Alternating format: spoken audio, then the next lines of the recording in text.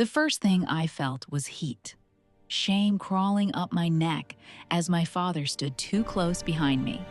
Not because he needed to guide me, because he wanted to remind me who controlled the room. The penthouse glowed gold around us, all glass, and city lights, and expensive silence. The kind of place built to impress people who didn't need impressing. My heels clicked softly against the marble, as if apologizing for my weight, my presence, my breathing.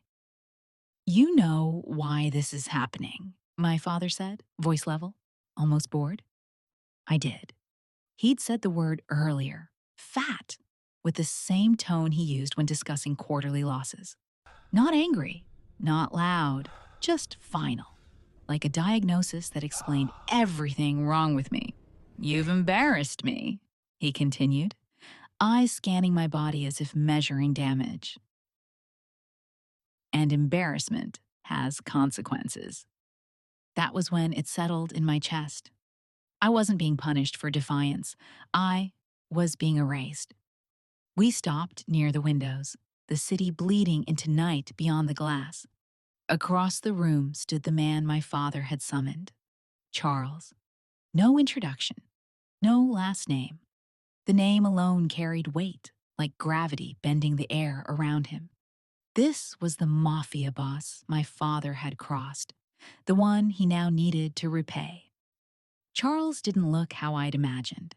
There was no cruelty in his stillness, no hunger in the way he stood. His suit fit him like authority itself, dark and precise. Half his face was caught in shadow, but when he turned, his attention locked onto me with unsettling focus. I flinched. My father noticed. He smiled. "She's yours," he said easily. "Compensation." "You wanted something personal for the damage I caused." Charles didn't answer right away. He stepped closer, unhurried, stopping just short of my space. Close enough that I could smell clean cologne and something sharper beneath it. Control, restrained, and dangerous. "What's your name?" he asked. "Cora," I said, barely above a whisper. My father scoffed. "She's difficult, sensitive, emotional, and frankly, enough." Charles didn't raise his voice. He didn't need to. The temperature in the room dropped. He turned to my father, expression hardening. "You will not demean her in front of me again." My father stiffened. "You're taking her or not?" Charles looked back at me. Not like an object, not like a flaw to be assessed, but like a problem worth understanding. "Yes," he said, "I'm taking her." Not it. Not the girl. Her. Something inside me cracked. Not breaking, but shifting. The agreement was finalized in silence. Papers exchanged, power transferred. When Charles gestured toward the door, he didn't push. He waited. I took one last look at my father, searching for regret. I found relief. Sus. I walked. And as the doors closed behind me, I realized something terrifying and undeniable. Whatever waited for me on the other side, it couldn't hurt more than the man who gave me away. I didn't always know I was a disappointment. That realization came slowly, measured in mirrors, avoided, meals apologized for, and photographs I was never asked to join. Long before my father sold me, he had already decided I was something to be hidden. Welcome to Story Nexus. If you're new here, please subscribe to the channel and give this video a thumbs up if you've been enjoying it so far. Also, share this story with someone you think should hear it. And for more stories like this, turn on the notification bell to get notified anytime we drop new, intriguing stories.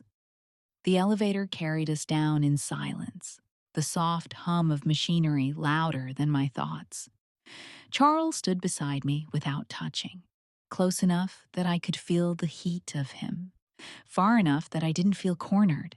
The mirrored walls reflected us back, his calm, my rigid posture, and I hated how small I looked next to him.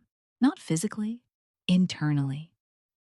When the doors opened, cold air rushed in from the underground garage. A black car waited with its engine idling, sleek and patient, like it had been expecting us all along. No ropes, no cuffs, no hands on my wrists. That unsettled me more than force ever could. The driver stepped out and opened my door. He didn't leer, didn't stare. He simply nodded, respectful, as if I were a guest and not a transaction that had just been finalized upstairs. I slid into the back seat. The leather was warm, clean, expensive. Charles joined me a moment later, the door closing with a muted thud that sounded final without being cruel. The city swallowed us as we pulled into traffic. Lights blurred past the tinted windows, turning my old life into streaks of gold and white. I waited for something to happen. An order, a threat, a warning. My body stayed braced, muscles tight, ready to flinch. "Are you afraid?" Charles asked. It wasn't a test, just a question. "Yes," I said. My voice didn't shake. That surprised me. "Good," he replied calmly. "Fear means you're paying attention." I turned toward him. "That's supposed to comfort me?" "No," he said. "This is." He paused, letting the space settle. "You are not here to be punished." The words didn't fit anything I understood. "Then why am I here?" "Because your father doesn't know your value," Charles said. "And because he made himself my problem." I searched his face for mockery, found none. His expression remained composed, almost distant, like he was stating facts rather than promises. "What does that make me?" I asked. "Protected," he said, "if you choose to be." The car moved smoothly, the city thinning into darker stretches of road. I realized, slowly, that I could open the door if I wanted to. That knowledge sat heavy in my chest. Freedom had never felt so complicated. We turned onto a private drive flanked by tall trees. Gates parted without anyone touching them. The estate rose ahead, glass and stone tucked into the landscape, elegant lines disguising the sheer scale of it. It wasn't a fortress in the obvious way. No watchtowers, no barbed wire, just space, light, and the quiet confidence of something designed to endure. As we stepped inside, a woman with silver hair greeted us. Her eyes were sharp but kind, and when she looked at me, there was no judgment, only assessment, the kind that asked what I needed, not what I lacked. "Welcome," she said. "We've prepared a room for you." No one grabbed me. No one rushed me. Staff passed with nods and soft greetings, moving with purpose, not fear. The air smelled faintly of citrus and wood polish, not smoke or sweat or desperation. It disoriented me more than shouting ever could. Charles led me into a study lined with dark shelves and wide windows that looked out over the grounds. He gestured to a chair, then leaned against his desk instead of sitting behind it. It felt deliberate, an effort not to loom. "We should be clear," he said. "I have rules." I swallowed. I assumed as much. "Rule 1," he continued. "No one touches you without my permission. That includes me." I let out a short, humorless laugh. "You expect me to believe that?" "I don't expect belief," he said evenly. "I expect time." "Rule 2, you don't leave the estate without telling me. Not because you're a prisoner, but because this world has teeth, and I won't have you bitten out of ignorance." "So I'm protected," I said, "not owned." His gaze sharpened. "You are not. Property." The words landed carefully, like he knew how fragile they were. I didn't fully believe him. Not yet. But something in his tone, controlled, precise, made it hard to dismiss entirely. "And if I break a rule?" I asked. "Then we talk," Charles replied. "If someone else breaks one where you're concerned," they answer to me. Silence stretched between us. I realized my hands had stopped shaking. "You can leave if you want," he added. "The gates won't stop you." I looked at the door, at the space beyond it. Safety, I was learning, wasn't the absence of danger. It was the presence of choice. "I'll show you to your room," the woman said gently. As I followed her down the hall, the question pressed in on me, heavier with every step. Is safety possible inside a monster's world? I didn't know the answer, but for the first time, I wanted to find out. I kept waiting for the moment everything would change. For the demand, for the reminder of what I was supposed to be paying for. It didn't come. Days slipped by with a strange, unsettling gentleness. No summons, no locked doors, no expectations placed on my body or my silence. I woke when I wanted, ate when I could, make myself eat, wandered the estate like a guest who hadn't yet decided if she was welcome.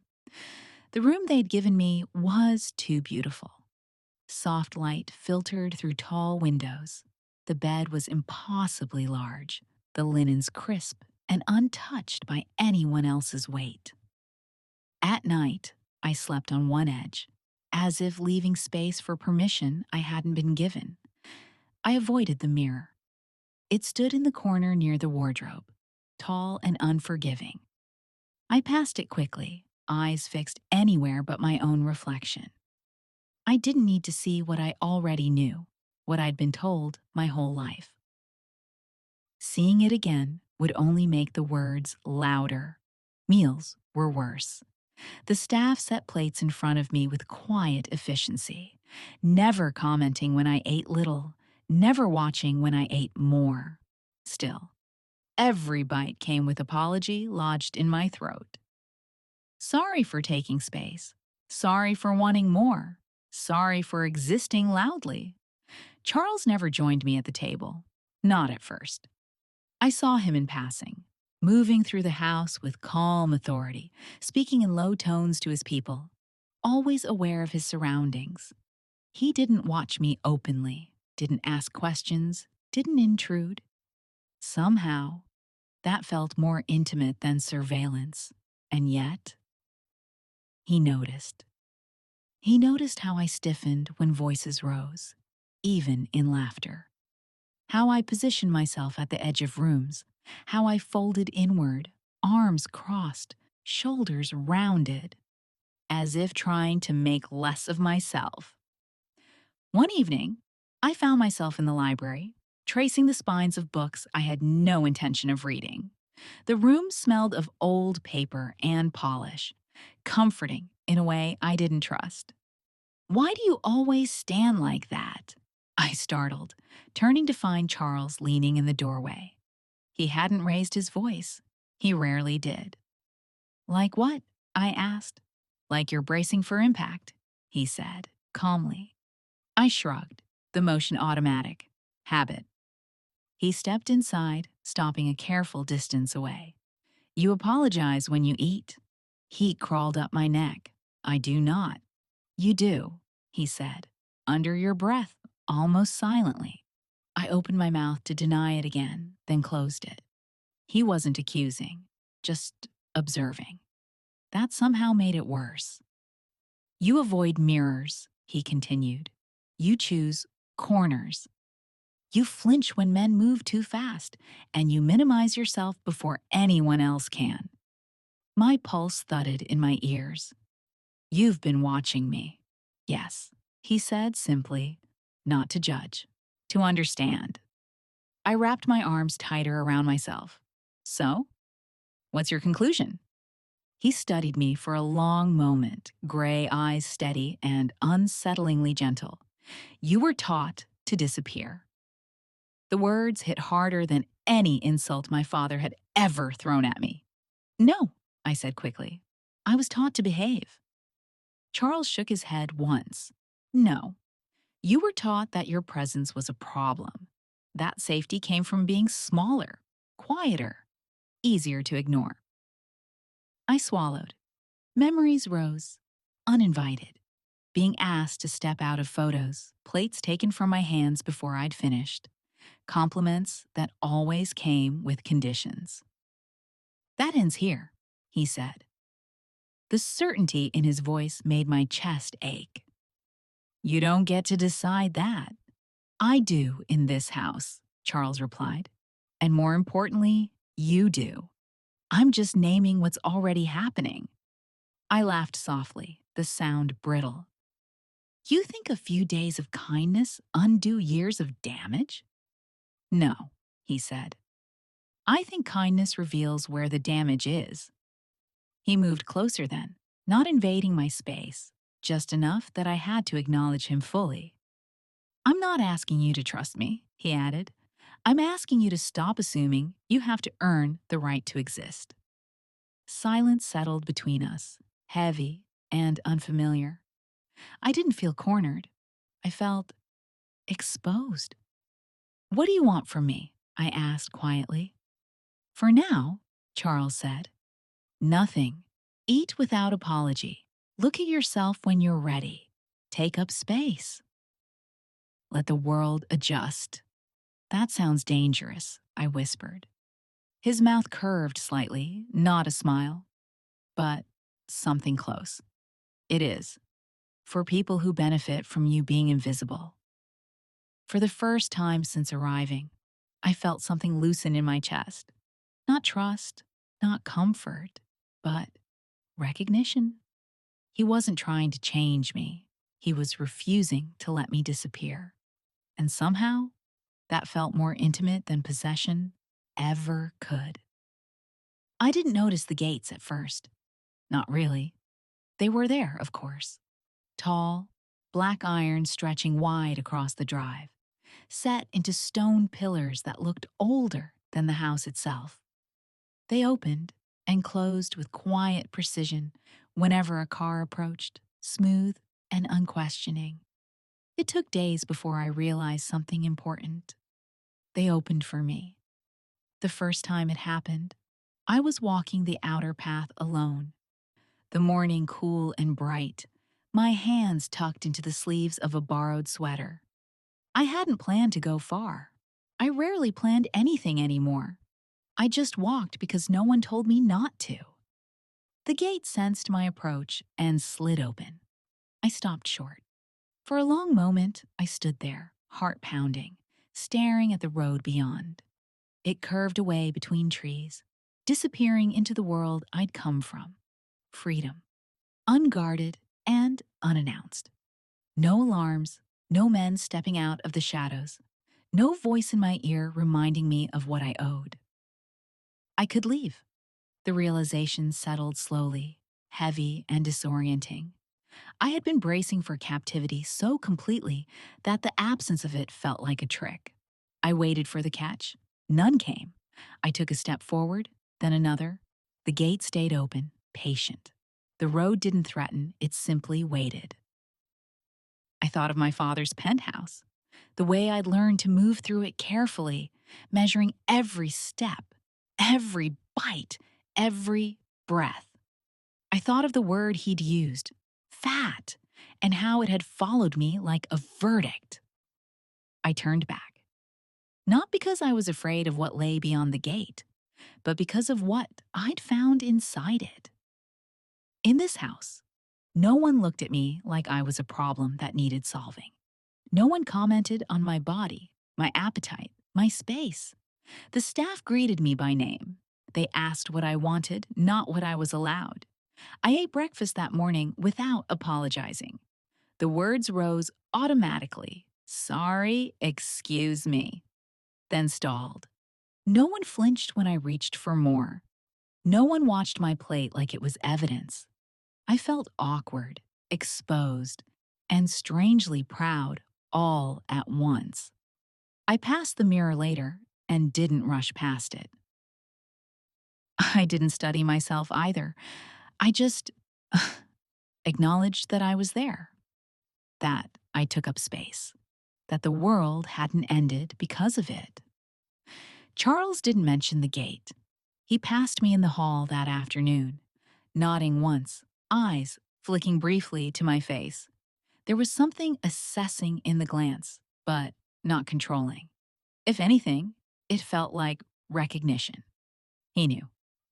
That night, I sat on the edge of my bed, fully dressed, shoes on, a small bag resting at my feet.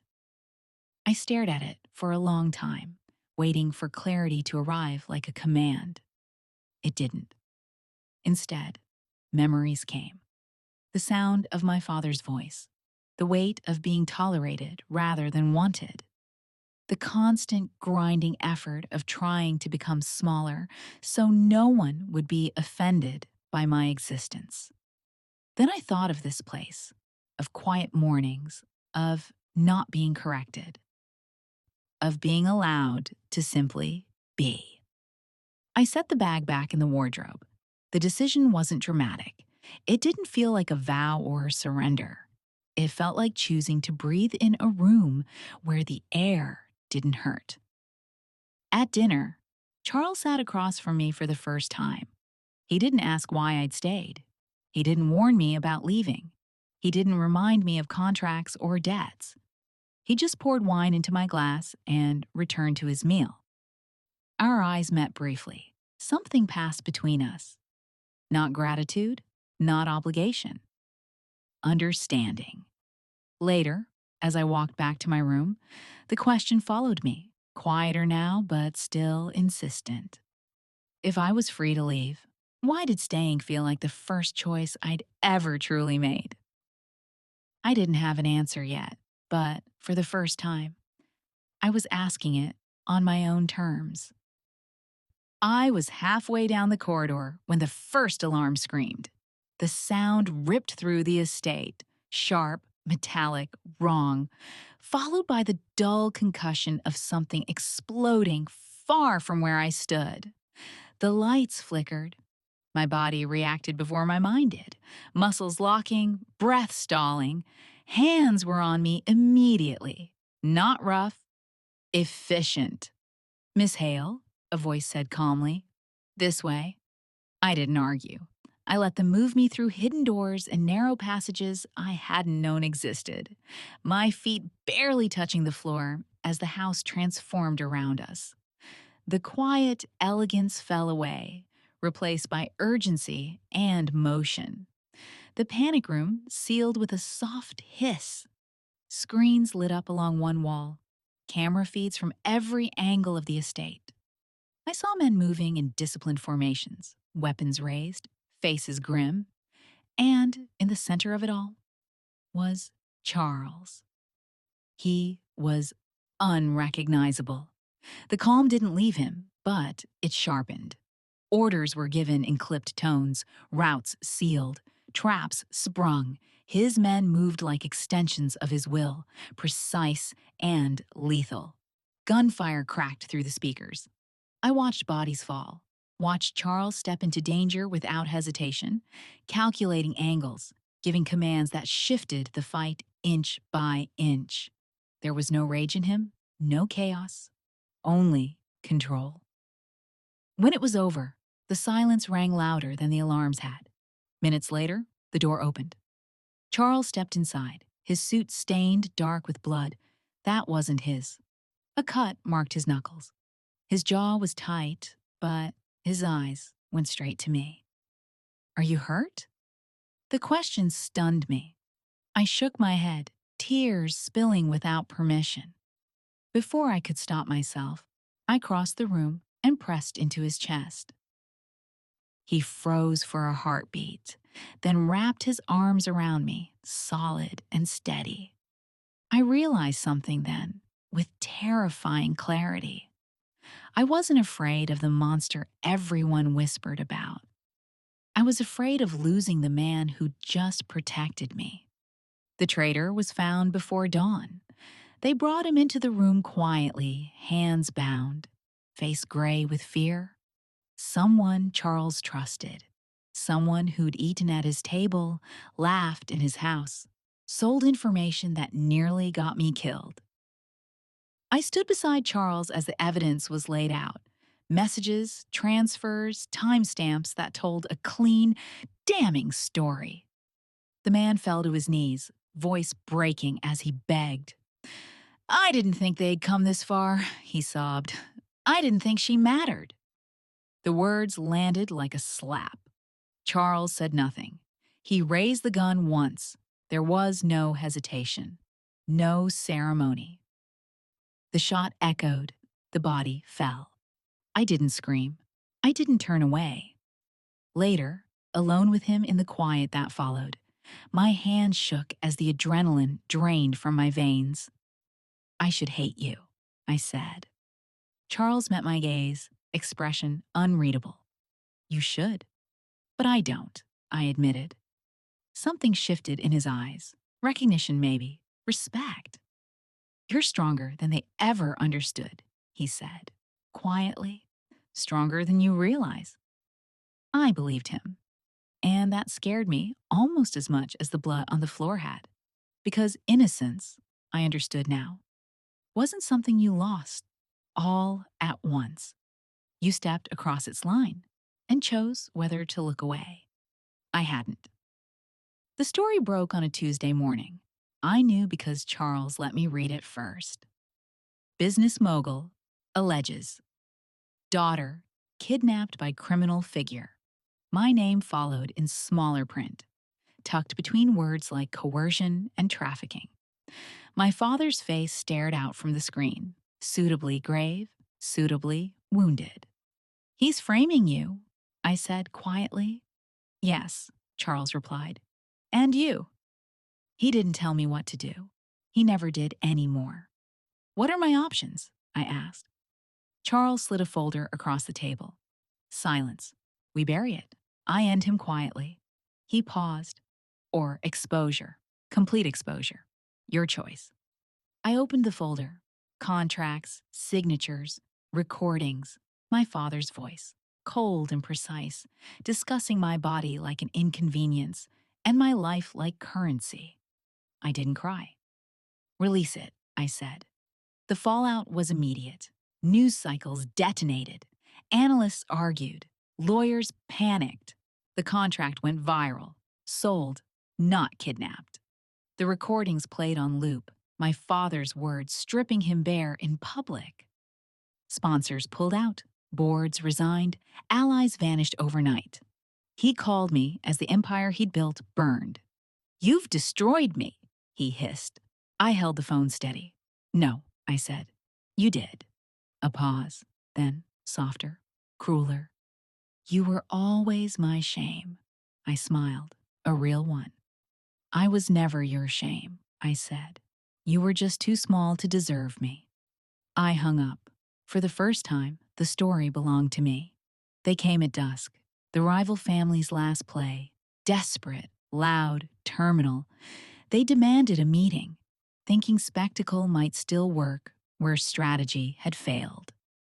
Charles didn't tell me to stay behind. I stood beside him as we faced them in the open courtyard, the estate lights throwing long shadows across stone. Their leader's eyes flicked to me with contempt. Funny, he sneered. All this over a girl like that? The old words tried to find their way back into my bones. They didn't stick. Charles turned, not to them, but to me, and placed the gun in my hand. The weight was real, solid, final. You decide, he said quietly. I looked at the man who tried to reduce me to flesh and insult. I felt nothing urgent, no need to prove, no hunger to react. I handed the gun back. I don't need to shoot you, I said. You, already, lost. Understanding dawned too late. Charles ended it swiftly, cleanly. The war collapsed in on itself, like something hollow finally struck. As the bodies were cleared and the night reclaimed its quiet, Charles looked at me, not with protection, not with command, with equality. You were never collateral, he said. I nodded. I know. I wasn't safe because someone stood in front of me anymore. I was untouchable because I stood in myself. The house was quiet again, not the brittle quiet that followed violence, but the settled kind, like dust finally resting after a long storm.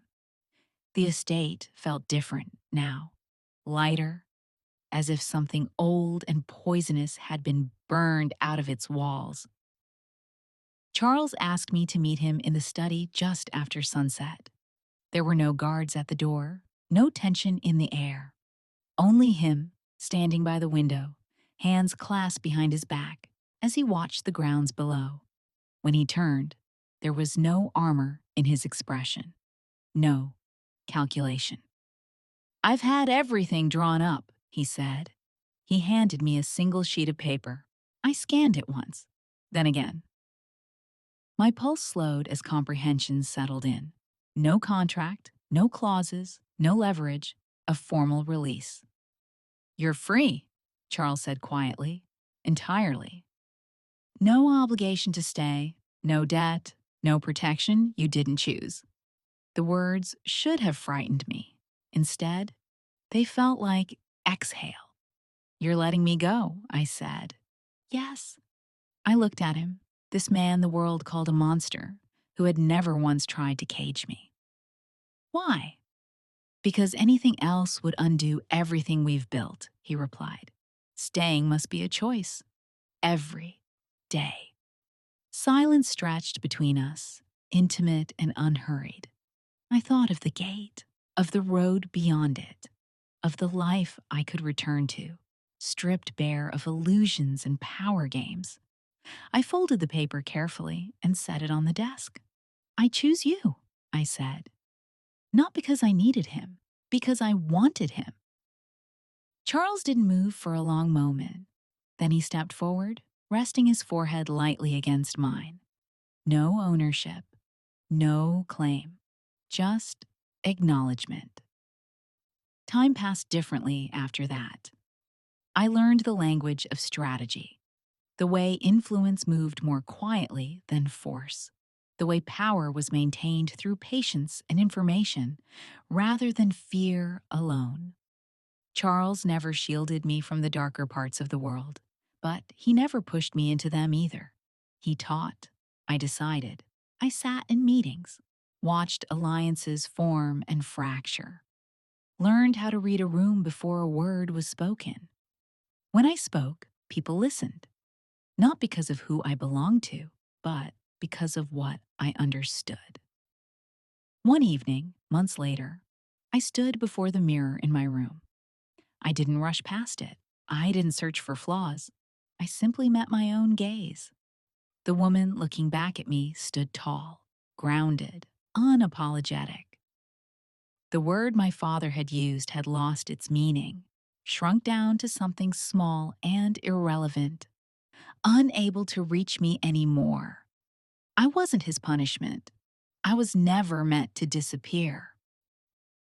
I left the room and joined Charles on the balcony, the city lights glittering below like possibilities instead of threats. He reached for my hand, and this time, I laced my fingers through his without hesitation. I hadn't been sold because I was worthless. I had been given away because my power had been misrecognized. And now, it was mine.